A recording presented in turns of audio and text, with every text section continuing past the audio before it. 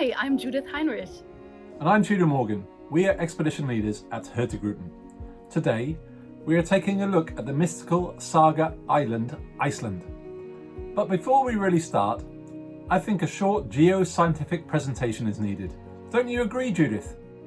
Absolutely. A couple of 100 million years ago, the world was consisting of one large supercontinent that was called Pangaea.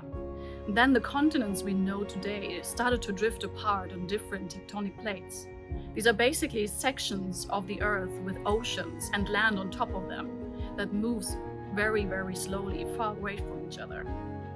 And Iceland is situated right on top of the two of them, where the Eurasian and North American tectonic plates are pulling away from each other. And this makes the geology of Iceland pretty unique, with extensive volcanic and geothermal activity. Coming here, you'll discover a terrain full of surprises, fantastic formations, and dramatic contrasts. Explore the surface of a glacier, sail into deep fjords, take a walk on a surreal lava field or a black sand beach. Get close to a volcano, admire some of the world's most stunning waterfalls, and gaze at geysers or soak into a hot spring. Yes, no wonder sci-fi films choose Iceland as their otherworldly location.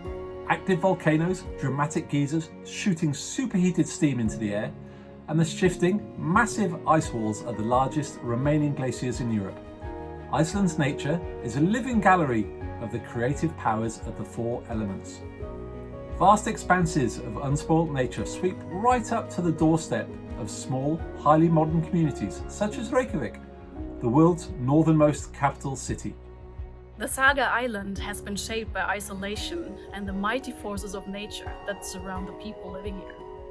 The awesome scenery is brought to life by the fairy saga tales that are ripe with magic, elves and trolls. And even today, almost half the Icelandic population believe in Hildefolk, hidden folk or elves. In fact, local belief is so strong that construction projects have been halted so as not to disturb these mystical creatures. Many families keep charming elf houses in their gardens, and Icelanders know their saga tales well, and they consider them as an important part of their proud Norse heritage.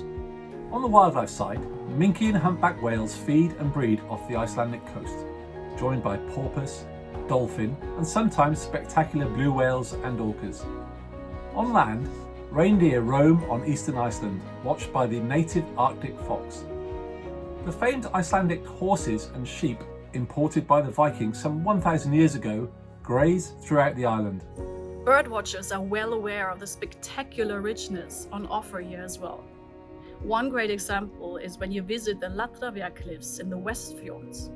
Even if only a dozen different species nest here, you literally see millions of puffins and razorbills, meaning the sky is just thick with avian life.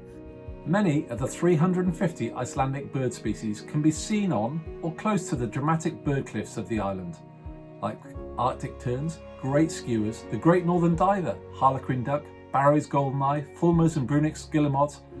You may also see common snipe, ptarmigan, golden plover, snowy owls, white-tailed eagles, gryphonans and whimbrels. The raven has always had a special meaning to the Icelandic people. According to the Norse mythology, they served as Odin's messengers, bringing him news from all over the world. One of the first settlers on Iceland was called Hrafnafloki, and Hrafna meaning raven. So he sent his 3 ravens to guide him ashore to his new land. And today there are 2,500 nesting raven pairs on Iceland. Even though Iceland doesn't always have sunny and warm weather, the black sand beaches, settlements, basalt caves, great meadows dotted with flowers, mountains of different shapes, volcanoes, glaciers, waterfalls, and fjords create an eerie beauty unlike anywhere else. Experiencing the serenity of this faraway corner of the world is a reward well worth the journey. And the locals are very welcoming, and you'll get several chances to meet them. Exploring Iceland from a ship is a great way to experience this island, because you really get to see the diversity. And if you have visited Iceland before on land, then seeing it from the seaside is a totally different experience. First of all, you get a better overview of the different geology. That in itself is absolutely unique.